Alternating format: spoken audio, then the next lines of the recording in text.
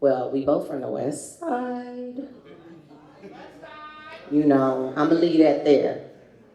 Um, and so I felt like when we met, there was a genuine kinship there. And he has, even not even knowing, has really helped me to um, expand how I show up in this space. And I am grateful to this brother for that. And I could not introduce him without giving him flowers and showing him love and just articulating how important he has been to me and the work that I do and how I show up as a Black woman from the west side of Chicago doing this work. So thank you, Rich, my brother, for being. And now I'm gonna get to the typical intro. So Rich Wallace is the founder and executive director of Equity and Transformation, EAT, a Chicago-based nonprofit dedicated to building social and economic equity for Black workers in the informal economy. Fueled by lived experience and a relentless pursuit of justice, Richard has championed guaranteed income drug war reparations, criminal justice reform, and systemic change for communities pushed to the margins. An author and movement builder, Richard uses both the pen and the podium to challenge inequity and inspire transformation, one policy, one story, and one community at a time. It is indeed my honor and privilege to introduce the keynote speaker for today, Brother Rich Wallace.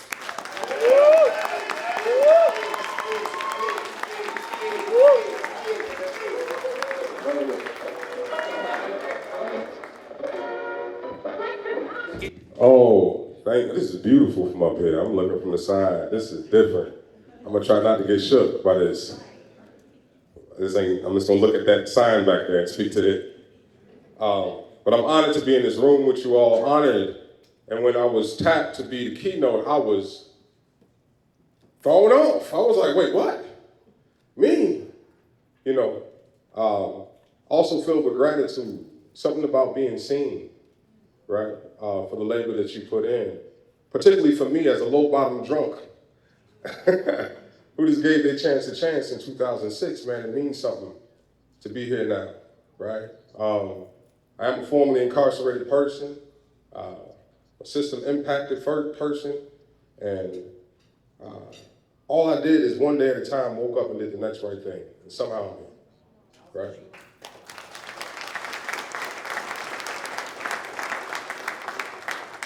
So my name is Richard Wallace, and I'm the founder of Equity and Transformation, also known as EAT.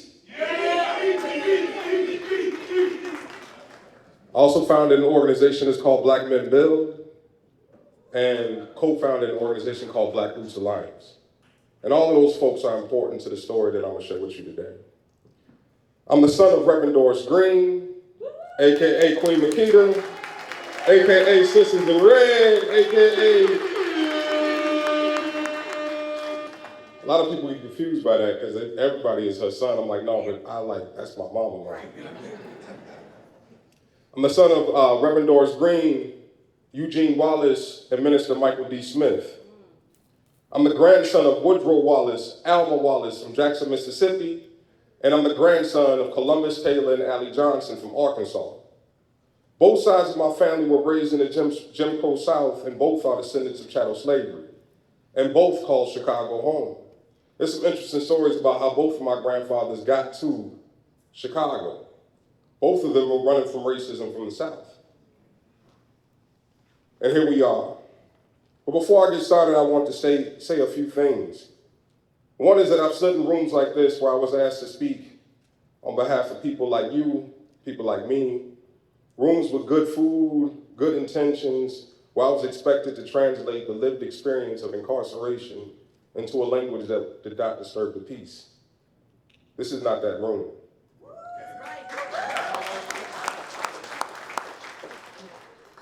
Nobody here needs me to explain that experience. You know what a cell sounds like when it closes? You know what it is to check a box on an application and watch the door close before you finish a sentence? You know what it is to be somebody's mother, daughter, or son driving 4 hours each way for a 45-minute visit? So I'm not going to represent you tonight. I'm going to think out loud with you, because I believe this room already holds the answers to the questions that keep me up at night. And my hope is that we can answer those questions together. Yes. I'm going to start with 28 words. The 13th Amendment to the Constitution of the United States, ratified in 1865. We were taught that the 13th Amendment ended slavery. So let me read it to you. Neither slavery nor involuntary servitude, except as a punishment for a crime whereof the party shall have been duly convicted, shall exist in the United States of America. Except for a punishment of a crime. Say it with me. Say, except for a punishment of a crime. Except for a punishment of a crime. This is not a loophole. A loophole is an accident. That is a door.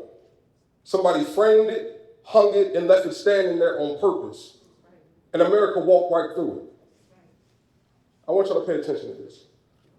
Because if the only way we are permitted to own a person is to convict them first, then the country does not need slavery anymore. It just needs convictions. And the country that needs convictions will manufacture them. Right. I'm going to say that again. If the only way you are permitted to own a human being is to convict them first, then the country does not need slavery anymore. It just needs convictions. And this country,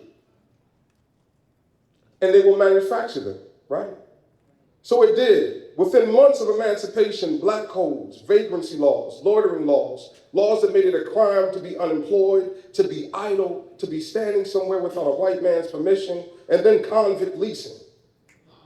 Black men arrested for walking down the road, sentenced to hard labor, and rented back to the same plantation and the same mines and the same railroads.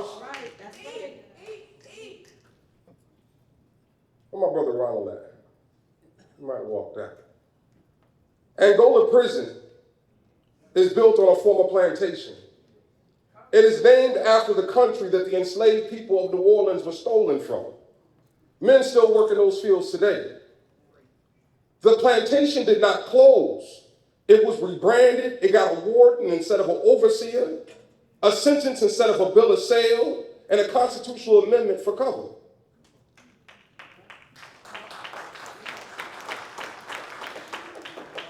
That is the machine.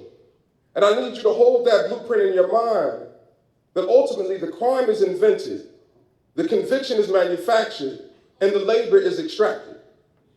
And it's all perfectly legal right here in 2026. We used to speak of these things as specters, a ghost. Specters in history, things that might come back if we weren't vigilant about the fight. This is not a ghost, it is here. It has a body, it has a gavel, and it has a docket number. And I'm going to bring you current day. This is not, I'm not talking about years ago, this is current. In June 2024, City of Grants Pass versus Johnson, the Supreme Court held 6-3 that a city may arrest you for sleeping outside even when there is no shelter bed for you to sleep in. Not for what you did, for where your body was at night when you had nowhere else to put it. That vagrancy law, that law brought us back to the black codes of 1866. And that happened in 2024. And they got to work. In the 2 years after grants passed, more than 350 cities and 14 states have passed measures criminalizing homelessness. That did not happen organically. These bills arrived in the state legislature, pre-written model legislation, copy and pasted, pushed by a billionaire-backed outfit called the Cicero Institute. I want y'all in this room who in this room is an organizer? I want you to know that there are rooms just like this filled with people who rose their hand that are organizing against you. Right? That are organizing against you. Last month, Louisiana signed one of the worst versions. I'm glad Ronald's back. House Bill 211. They named it the Streets to Success Act. Governor Landry signed it in June. Sleeping in the public is now a crime in the state of Louisiana. First offense, $500, 6 months in jail, or both. Let that land. For being homeless, for not having a place to sleep. And if you do it again, you will serve 1 to 2 years, and the statute says, in writing, with hard labor.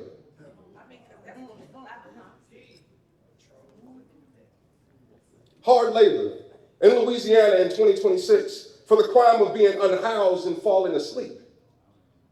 Do you hear the machine? They invent the crime, manufacture the conviction, and extract the labor. The exception in the 13th Amendment preserves slavery, and bills like HB 211 are the fuel to keep it going. Now, roughly 60% of Louisiana's unhoused population is black in a state that is 30% black. This is not a coincidence. This is a design. And the Supreme Court has ensured that black people can no longer vote our way out of this design. Louisiana versus Callis, April of this year, and another 6-3 vote, something about that Supreme Court vote. 6-3, once again, the Supreme Court gutted the core enforcements of the Voting Rights Act and made it functionally legal for the state to dilute black voting power and call it partisanship. Now, I've always interpreted democracy to mean that if a decision is made that impacts your life, you have a right to play a role in how that decision is made. Voting is one of the ways that we play a role in how those decisions are made. But understand that those two rulings together, understand what they do. One says the state can arrest you for existing, period. The other says you cannot vote your way out of that problem. They are literally closing all the exits right here in front of us right now. What my grandparents ran from and fought, marched and bled for, and in some cases even died for, is being dismantled with the stroke of a pen. So when I say we are still fighting, I'm not speaking in a metaphor. Here's what I can't get over. This country cannot remember what it did to us.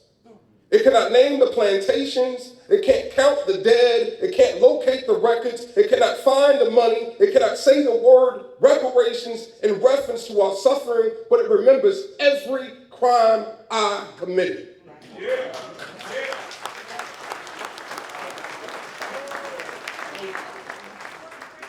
It remembers my case in 1997. It remembers the charges that were dismissed. It remembers an arrest that never became a conviction. It remembers it in a database and a background check and an algorithm that cost the landlord $19 to run.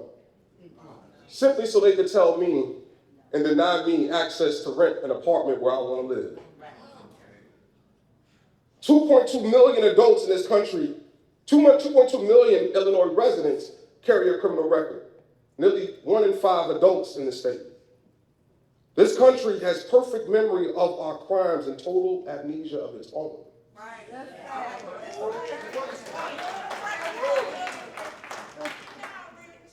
That is not a flaw in the system, that is the system. That's right. And still, look at what we have built. Yeah. Just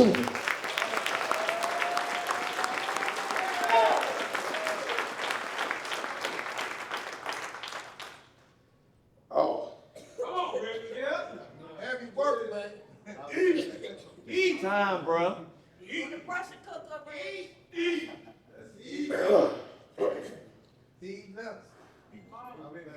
Equity and transformation is led by formerly incarcerated people.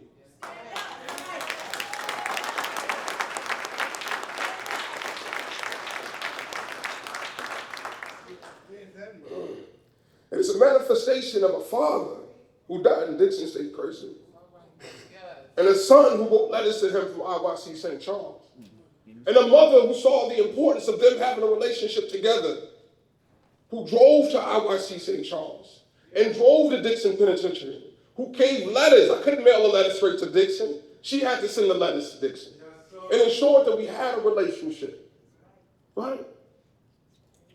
Equity and transformation is street vendors, gig workers,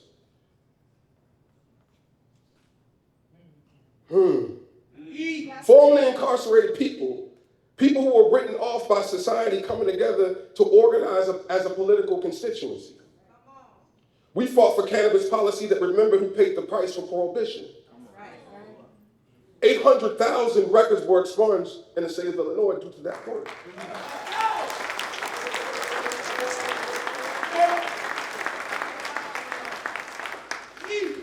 Yes. Through the Chicago Future Fund, and I gotta say something about that. We launched the first guaranteed income program in the nation for formerly incarcerated people.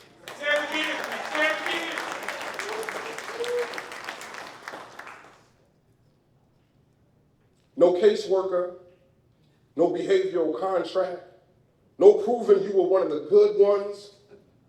And people used that guaranteed income to pay rent. They used it to pay for diapers, to pay for bus passes, and for one less impossible choice. It turns out that when you give people money, they use it to buy the things they need.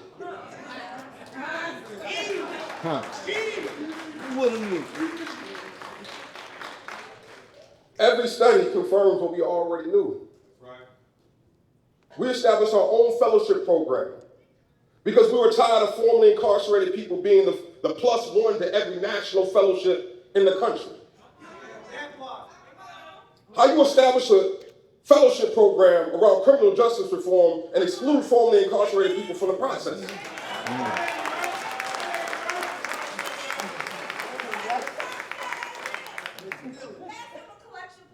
See, I dream of a world where names like Norris Henderson, Salim Hollabrook, Bridget Simpson, Avalon Betts are recognized amongst the Michelle Alexanders, the Miriam Coblers, the Ta-Nehisi Coates, and the Fran Fanons. We have our brilliance. And I'm committed to build the work, committed to do the work to build the infrastructure so y'all shine. And we will do it. That's right. Ain't nobody gonna hand it to us. We gonna have to take it. And I need to be honest with you because I'd rather be useful than applauded. Y'all okay with that? Expungement. Second, expungement is not repair. It is the state agreeing to stop actively punishing you. That is not a gift. That is a bare minimum delivered late, and we had to fight a decade just to get it. That's right. Guaranteed income is not reparations. We modeling how you can give direct cash payments. It's a demonstration. It is proof of concept. And a pilot program can be canceled by the next mayor, the next governor, the next budget line, and the next election. Every win in this list can be taken back, all of it, in one legislative session. I did not name our organization Equity and Transformation by accident. Equity without transformation is temporary. You see it, the erasure of DEI, the erasure. How do you do that? Right? It is vulnerable. It is what we've been doing for the past 60 years, and it's why we continue to lose ground. So here's the question that keeps me up at night. How do we build racial justice at last? How do we make change so deep and foundational that the next political tide cannot take it away from us? And for me, the answer is reparations.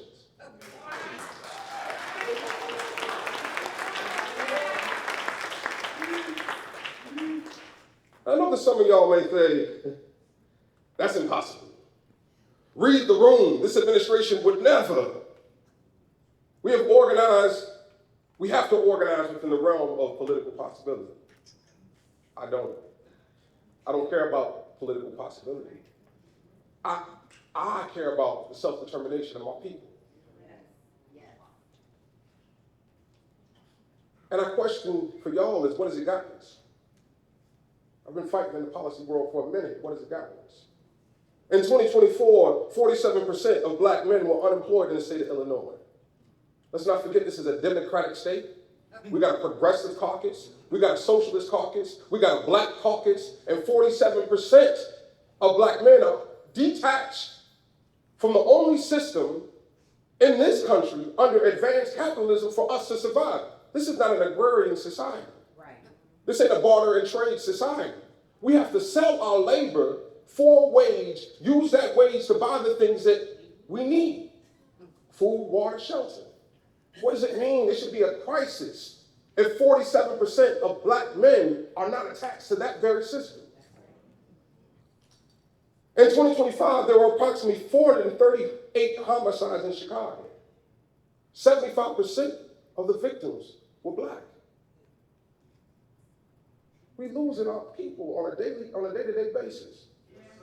The net worth of black households in Chicago is zero. What we winning? What have we won? These are real questions that keep me up at night.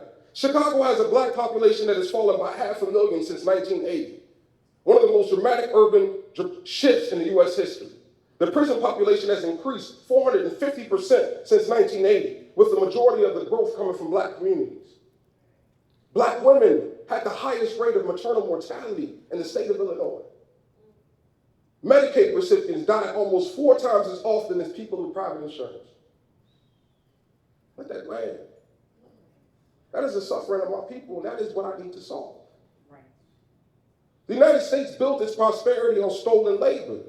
That debt has never been settled. And it did not stop occurring in 1865. It kept running through convict leasing, through chain gang, through the redlining, through the war on drugs, and through every hour that we've worked for pennies while we worked inside of those prison walls. Right. Which means the people in this room are not the footnote of the reparations conversation. Y'all are the living evidence. Yes.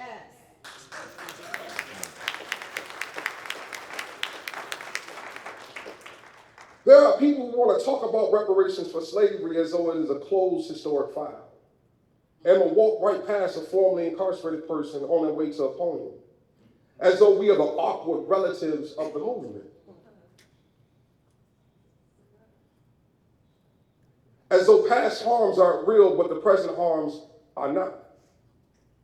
No, the exception clause is the through line. It is a scene where slavery was stitched into criminal law and allowed to keep breathing. You cannot settle the debt without settling with the people it is still being collected from. That's right. I'm going to say that again. The exception clause is the through line. It is a scene where slavery was stitched into criminal law and allowed to keep breathing. You cannot settle the debt without settling it with the people you are still collecting it from. That's right.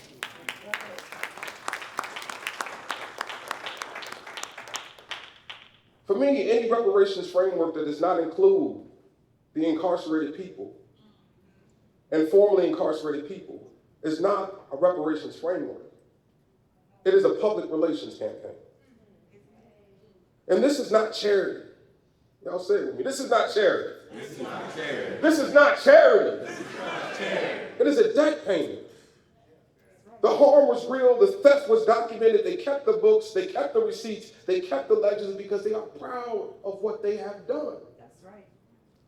And the bill is overdue. The question is not whether America can afford reparations. The question to me is, can we truly abolish prisons without reparations? It is the way it creates profit. So what I want folks in this room to do, there's 3 things that came to mind. The first thing is kill the exception clause. Yes. Say, kill the exception clause. Kill the exception clause. Not perform it, strike it. There's an abolition amendment in Congress to remove those words from the 13th Amendment. And there are still constituencies, still constituents across the country that carry the same language in their own founding documents. State by state, voters have begun to strike it. Colorado, Utah, Nebraska, Alabama, Tennessee, Vermont. But in 2024, something interesting happened. One of them progressive blue states, California, put it on the ballot, and California said, we don't want that. Don't strike that. They said no. Which tells you this isn't a red state or a blue state problem. It tells you that the majority of Americans, when asked directly whether they would keep the right to force prisoners to work, thought about it. See, yeah, it's not that bad. You understand what I'm saying? That is who we are arguing with. So let's stop pretending otherwise. 2, build power that does not depend on their permission.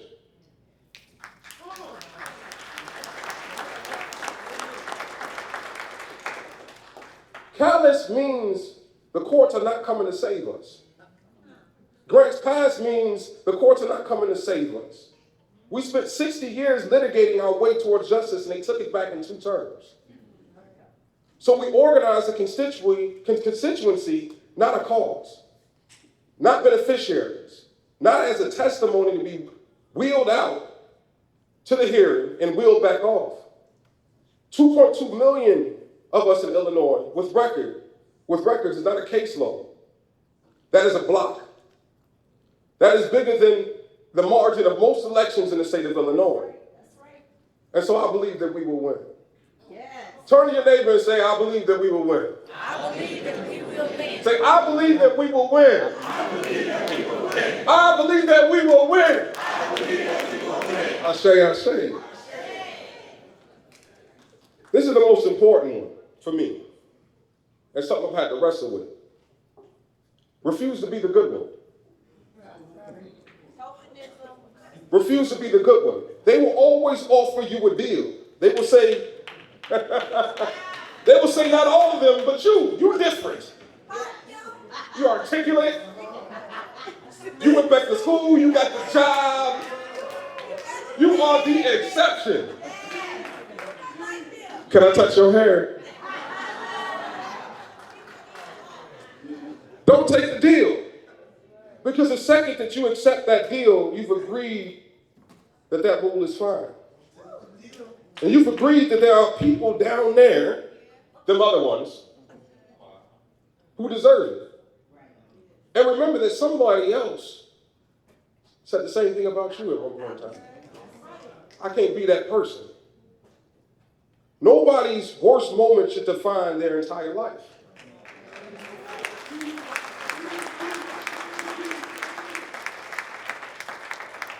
That's my baby. Not mine, not yours, not the man or woman who is still inside the prison cell tonight who will never see this room. Our job is not to pass judgment on people in our communities or in their cells. Our role is to build strategies in this room to bring those in the community and in their cells into our movement. That's right. We do not sort our people out into silos of deserving and undeserving. That's their job. Let them do it. Woodrow Wallace, Alma, Columbus, Allen, they were born to people who were owned, in a country that wrote itself an exception so it could continue to own future generations. They did not get repaired. They got 160 more years of the machine running quietly with legal citation. We are not asking to be forgiven. We have done nothing that requires forgiveness that this nation hasn't done 1,000 times over and over and over and over. The time for transformation is now. The foundation we lay in this room will decide whether our children, my son got a lemonade stand, will inherit, thank you, the same struggle or finally inherit justice. Is my mouth dry? Appreciate it. That's Gregory, man. That's my homie right there. Finally, inherit justice. And so, in closing, I want to say, I'm so proud of everyone that's in this room. And I know that there's some allies in this room like, reparations, what they got to do with me? Understand that your freedom is intrinsically linked to our freedom.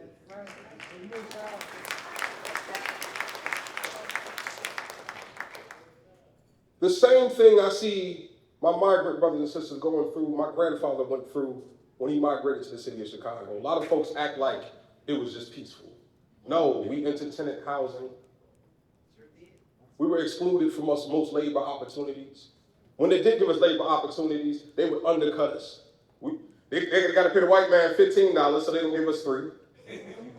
And we needed it, so we took it. So I want you all to think about how reparations actually truly benefits you as well. It creates a floor of repair.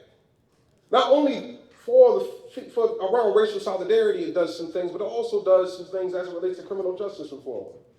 Because I believe fundamentally that when a harm is occurred, when someone inflicts a harm on me, what I need from them is a commitment to compensate me for what they took, a commitment to rehabilitate me from what happened, a commitment to restore me, a commitment to guarantee they won't do the same thing again, and I need to say to them that I'm satisfied with that offering.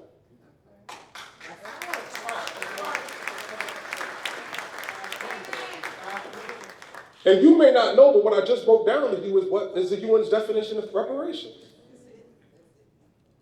So it's that simple, y'all. So as you go into your day, into the sessions, don't be afraid of the word reparations. Lean into it. Because at the end of the day, reparations is a container that holds us all. Thank you for your time.